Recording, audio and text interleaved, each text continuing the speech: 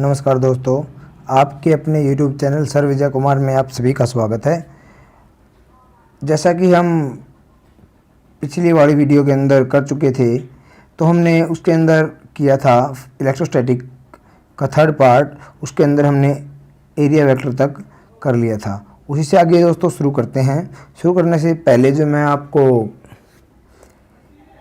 एक रिक्वेस्ट करना चाहूँगा कि मेरे चैनल को सब्सक्राइब कर लीजिए अगर आप मेरे चैनल पर नए हैं, और अगर आपने पहले ही सब्सक्राइब कर रखा है तो वीडियो को शेयर कर दीजिए और लाइक कर दीजिए और कमेंट करना ना भूलिएगा। चलिए दोस्तों शुरू करते हैं।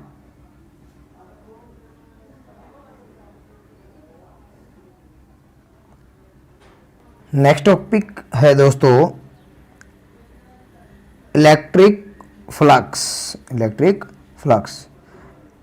Electric flux linked with any surface is defined as the total number of electric lines of force that normally pass through that surface। तो क्या है दोस्तों इलेक्ट्रिक फ्लक्स? वो क्या है? linked with the surface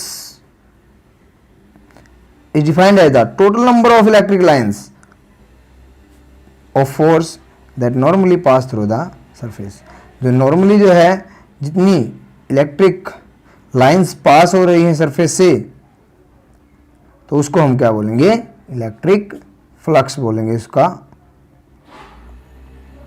देखो दोस्तों, इसके ज़रिए हम समझते हैं। मान लिया ये कोई भी सरफेस है आपके पास में, ये जो है एक सरफेस है और जो इस पे जो है टोटल ये इलेक्ट्रिक फील्ड के इन बिटवीन है, ये इलेक्ट्रिक फील्ड की डायरेक्शन है। तो इसी के अंदर इलेक्ट्रिक फ्लक्स क्या होगा? इलेक्ट्रिक फ्लक्स को हम दोस्तों फाई से डिनोट करते हैं। तो यहाँ पे स्मॉल के लिए, स्मॉल एरिया के लिए डी फाई दिखाया हुआ है। D phi through a small area element ds, ds small area element है, due to an electric field E at an angle theta with ds is. देखो दोस्तों, इस पे जो स्मॉल ये हमने मान रखे हैं ds स्मॉल एरिया, इस पे क्या हुआ? परपेंडिकुलर। ये यहाँ भी है परपेंडिकुलर इस पे, यहाँ भी है परपेंडिकुलर इस पे एरिया वेक्टर।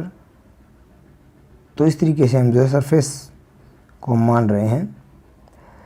तो यहाँ पे जो डी फाई है इसके अंदर फ्लक्स जो होगा, स्मॉल फ्लक्स स्मॉल एरिया के लिए, उसको क्या हो जाएगा दोस्तों? EDS। तो डॉट प्रोडक्ट है दोस्तों, डॉट प्रोडक्ट इसमें खुल जाएगी cos थीटा के अंदर। Total electric flux phi over a whole surface S due to an electric field. तो टोटल के अंदर निकालना हो दोस्तों तो हम क्या करते हैं? इंटीग्रेट कर देते हैं। टोटल निकाल लिया हमने तो आ जाता हमारे पास में cos थीटा, और यहाँ पे जो है cos थीटा वो क्या है आपके पास में? एंगल इनके बीच में E और DS के बीच में हम मान करके चलते हैं। सॉरी, हम सिंपली बोल देते हैं डॉट प्रोडक्ट में। तो डॉट प्रोडक्ट में हम इसको क्या लिख देंगे? EDS वेक्टर की फॉर्म में। तो हम क्या कह सकते हैं दोस्तों? यहाँ से देखो, electric flux is a scalar quantity और but it is a property of vector field. तो यहाँ से दोस्तों हम क्या करेंगे? इलेक्ट्रिक फ्लक्स जो है वो क्या है? ES या जो इलेक्ट्रिक फील्ड और सरफेस जो थी उसकी प्रोडक्ट के, वेक्टर प्रोडक्ट के इक्वल है। यहाँ से ऐसा यूनिट क्या बोलेंगे इलेक्ट्रिक फ्लक्स की?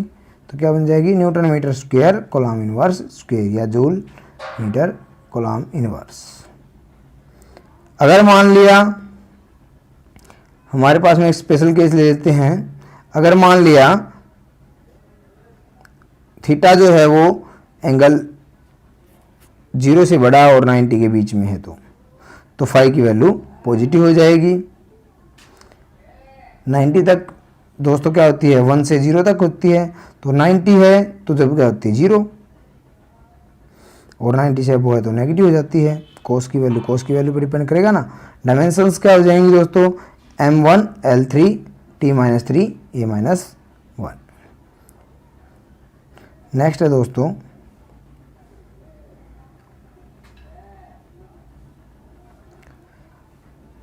Solid angle. ये हम +1 के अंदर ही पढ़ चुके हैं दोस्तों कि solid angle is the 3 dimensions equivalent of ordinary 2 dimensional plane angle. दो डायमेंशन के लिए सिंपली प्लेन एंगल जो होता है उसके ऑर्डिनरी ही है सॉलिड एंगल। ऐसा यूनिट सॉलिड एंगल की क्या होती है, स्टेरेडियन होती है। Solid angle subtended by area element ds at angle and centre O of a sphere of radius a। यहाँ पे देखो दिखाया गया है, ये जो है 3 डायमेंशन के केस में जो रेडियस r थी और जो है आपके पास में ds स्मॉल एरिया एलिमेंट और अब O यहाँ पे ये पॉइंट इसी के इन बिटवीन सरफेस के इसके बीच में ये O जो यहाँ पॉइंट, तो ये जो एंगल है ये d डेल्टा जो हमें दिखाया हुआ है, ठीक है, ओमेगा टाइप में, तो डी डेल्टा बोल दें या फिर जो है हम क्या बोल देते हैं इसको, ये जो ओम का सेम टाइप में होता है दोस्तों, इसको हम डी डेल्टा, तो ये इस फॉर्म में जो दिखाया हुआ है इसका ये क्या है हमारा स्मॉल सरफेस के लिए दोस्तों माना तो स्मॉल ही एंगल होगा, स्मॉल के लिए तो स्मॉल ही एंगल, ठीक है, तो यहाँ स्मॉल सॉलिड एंगल, तो ये क्या हो जाएगा आपके पास में ds cos theta divide by r theta, r square. और अगर हमें टोटल निकालना हो तो कंप्लीट ओवरऑल सरफेस के अकॉर्डिंग एज सरफेस हम मान के चल पड़े तो उसको इंटीग्रेट कर दें, इंटीग्रेट करेंगे तो हमारे पास में क्या आ जाएगा ds cos theta divide by r square, और ये होता है 4 pi steradian, 4 pi steradian. Gauss theorem important topic है दोस्तों ये थ्योरम। देखो according to this theorem the surface integral of electric field intensity over any close surface in free space is equal to 1 by epsilon naught times of net charge enclosed with the surface. ये क्या कहती है दोस्तों surface कि जो electric flux है वो क्या होगा ओवर एक क्लोज सरफेस टोटल, ठीक है, तो 1 by epsilon naught टाइम्स होगा वो टोटल चार्ज के, इलेक्ट्रिक फ्लक्स इक्वल टू किसी भी क्लोज सरफेस में, तो क्या हो जाएगा वो 1 by epsilon naught टाइम है टोटल चार्ज के। टोटल चार्ज हम यहाँ पे क्यों भी ले सकते हैं।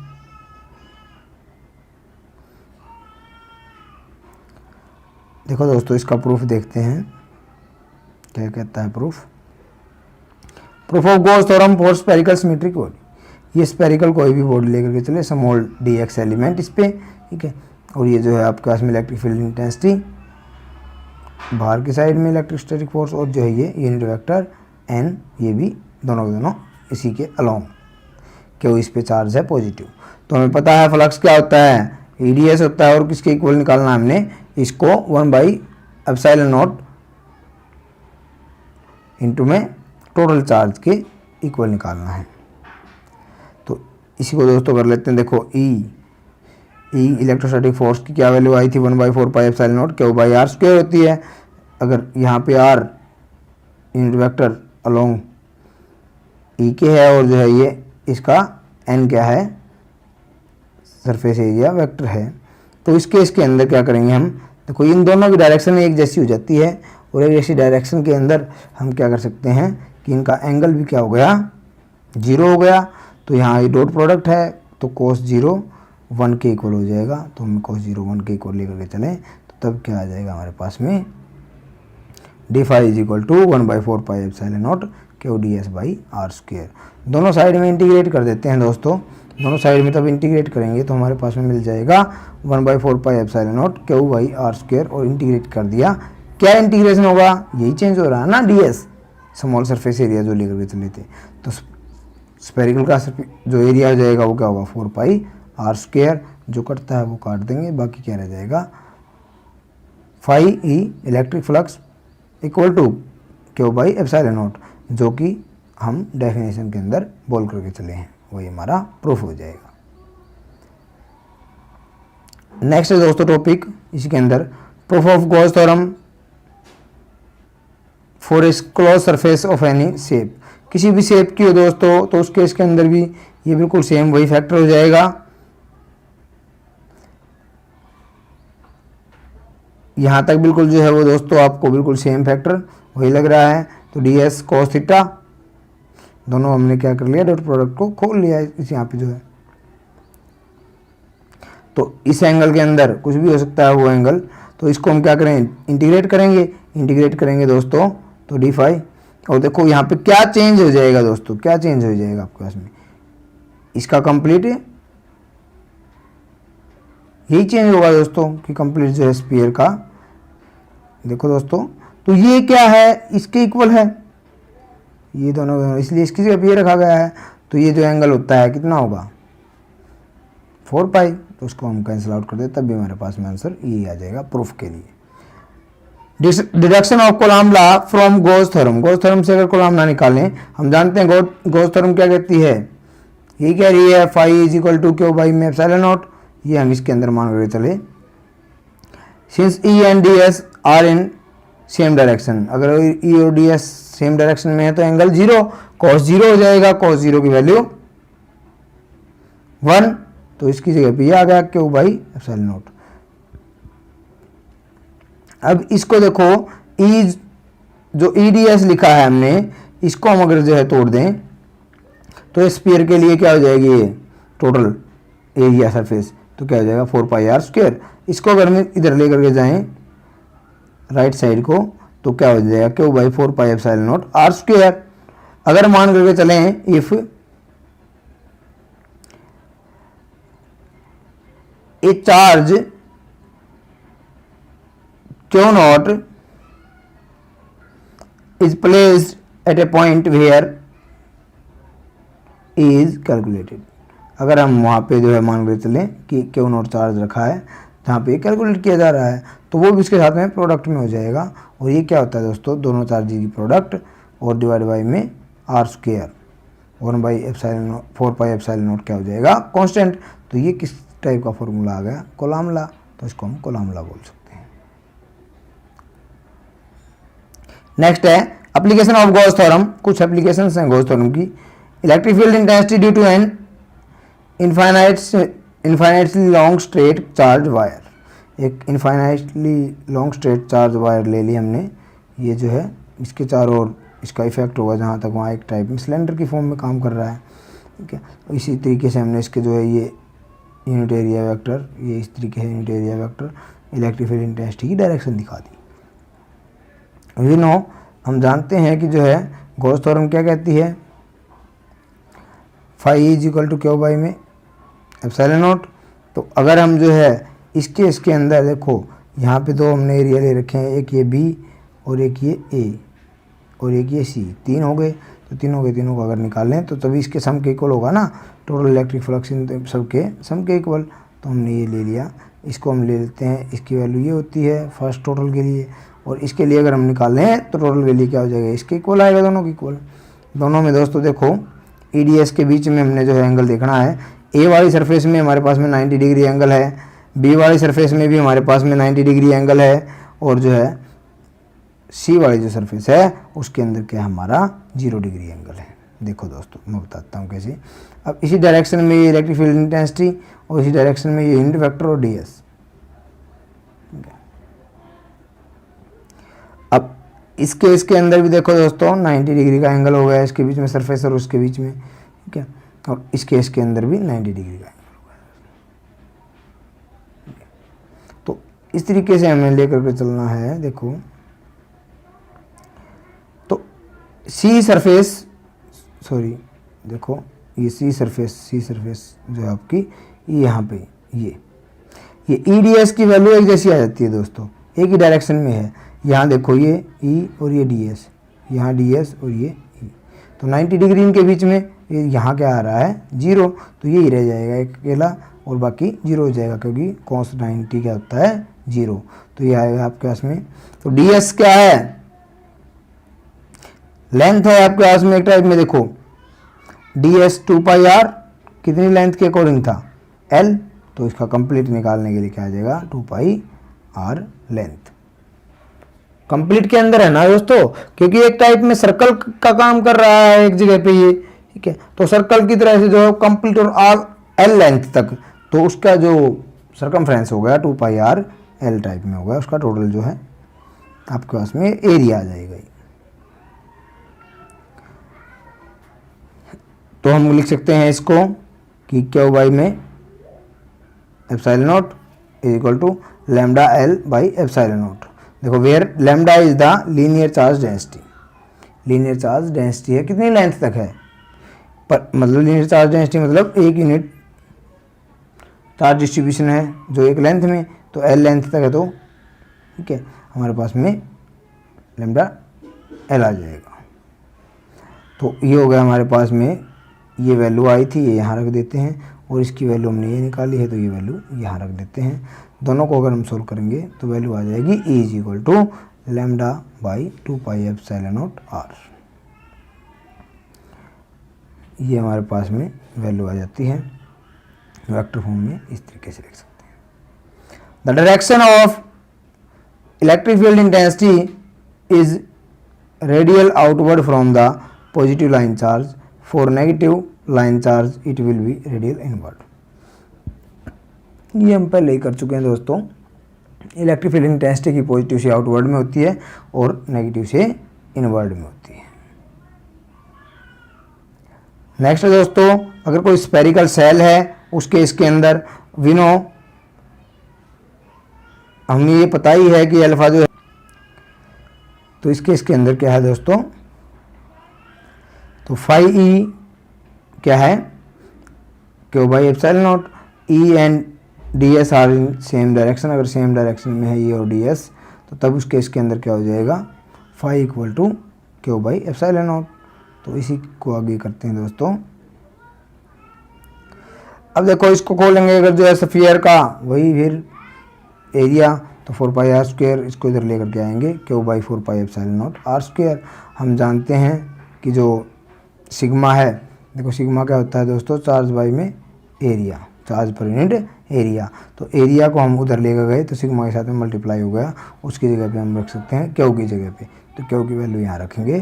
तो E is equal to sigma r square epsilon not small r square, और दोनों के दोनों इक्वल हो जाएं तो वैल्यू आ जाएगी हमारे पास में sigma by epsilon not. At a point B inside the shell, अगर इनसाइड में है सेल के तो क्या हो जाएगा दोस्तों, इनसाइड में सेल के जो चार्ज होता है वो हमेशा ही क्या होता है, सरफेस पे होता है। तो इनसाइड में वो चार्ज नहीं यहाँ पे, तो इसी कारण 0, तो E की value 0। Electric field intensity due to a thin infinite plane sheet, अगर थिन इनफाइनाइट प्लेन शीट का अगर हम लेकर के चलें तो ये थिन इनफाइनाइट प्लेन शीट ले ली हमने। गॉस थ्योरम, गॉस लॉ हम जानते हैं, ये कहता है।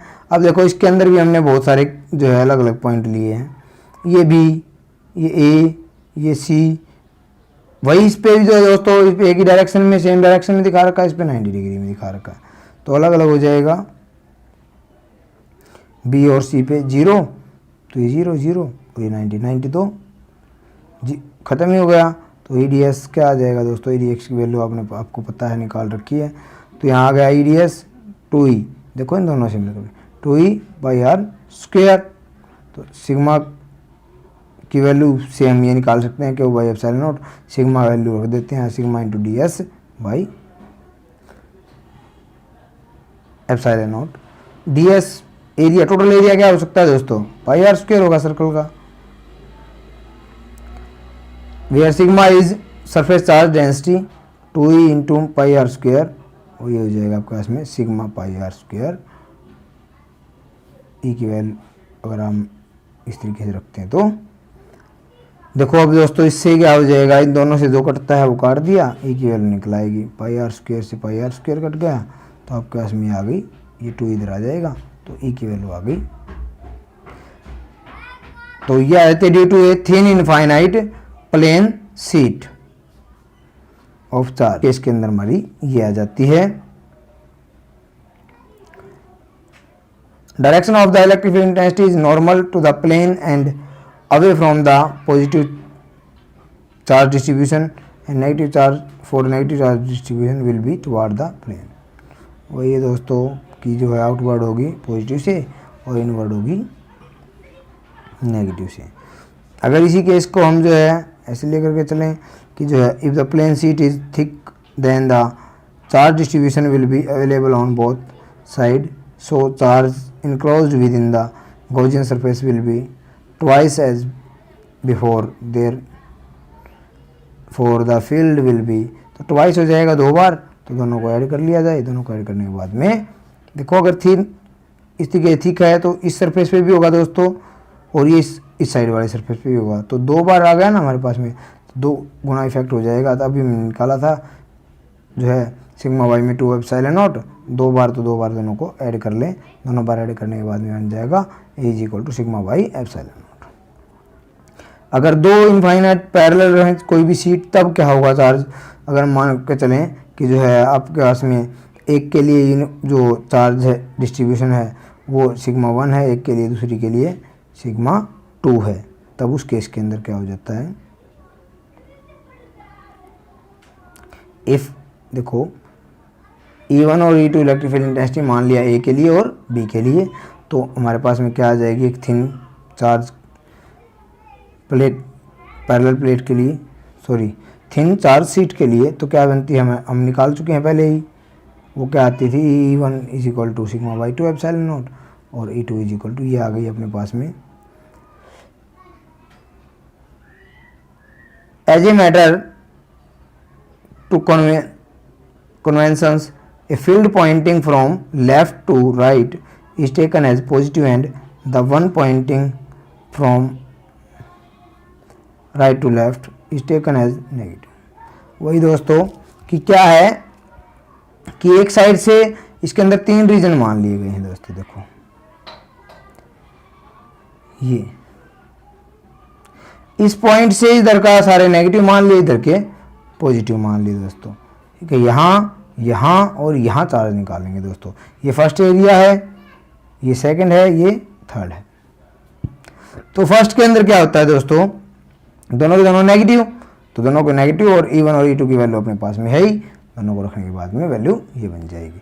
सेकंड रीजन के अंदर दोस्तों एक पॉजिटिव है एक नेगेटिव है, राइट हैंड साइड जो जा रही है वो पॉजिटिव है, तो इन दोनों को रखने के बाद में वैल्यू आ जाएगी ई सेकंड रीजन के अंदर 1/2 epsilon not sigma 1 minus sigma 2। इसी तरीके से सिमिलरली थर्ड के अंदर रीजन के अंदर दोनों पॉजिटिव हैं, दोनों को ऐड करेंगे तो थर्ड रीजन में electric field intensity 1/2 epsilon not sigma 1 plus sigma 2। Special cases अगर हम लेकर के चलें तो क्या आते हैं दोस्तों, देखो suppose sigma 1 equal to sigma और सिग्मा 2 माइनस में सिग्मा हो जाता है, तो अगर ये वैल्यू हम उसके अंदर रखते हैं तो E1 की वैल्यू 0 हो जाएगी, ई सेकंड के अंदर जो है सिग्मा बाई में एप्सिलॉन नॉट हो जाएगा कांस्टेंट, और जो है थर्ड की वैल्यू भी 0 हो जाएगी। तो ये था दोस्तों थर्ड पार्ट इलेक्ट्रोस्टैटिक। अगर मेरे द्वारा दी गई जानकारी आप लोगों को अच्छी लगी है तो सब्सक्राइब कर दीजिए मेरे चैनल को, शेयर कर दीजिए वीडियो को और लाइक कर दीजिएगा, जिससे कि आपको मेरी द्वारा बनाई गई नई वीडियो की जानकारी टाइम से मिलती रहे। ये जो दोस्तों पार्ट हमने किया है ये हरियाणा बोर्ड के अंदर बहुत ही कम चांस क्वेश्चन होता है, इसके अंदर गॉस थ्योरम पे ही आने का चांस होता है। बट जो नेक्स्ट पार्ट हम इससे आगे स्टार्ट करने वाले हैं, जो लास्ट पार्ट है इसी यूनिट का इलेक्ट्रोस्टैटिक का फोर्थ पार्ट जो कैपेसिटर पे बेस्ड है, वो बहुत ही इंपॉर्टेंट पार्ट है दोस्तों, और उसी से ज़्यादातर मोस्टली हरियाणा बोर्ड के अंदर तो खास करके क्वेश्चन पूछे जाते हैं। तो इसलिए मैंने ये जल्दी थोड़ा सा किया है, आपको लगा भी होगा कि इस पार्ट को जल्दी किया है, और क्योंकि इसके अंदर ज़्यादातर इतना काम करने का कोई टॉपिक टाइम ख़राब करने का नहीं है। तो इसलिए दोस्तों आप लोग ध्यान रखें कि जो है इस अगर कोई भी डाउट आपको रहता है इस टॉपिक के अंदर या इस पार्ट के अंदर भी, तो अब तक जितने पार्ट हुए हैं उनके अंदर भी, तो आप कमेंट के अंदर पूछ सकते हैं। Thank you for watching.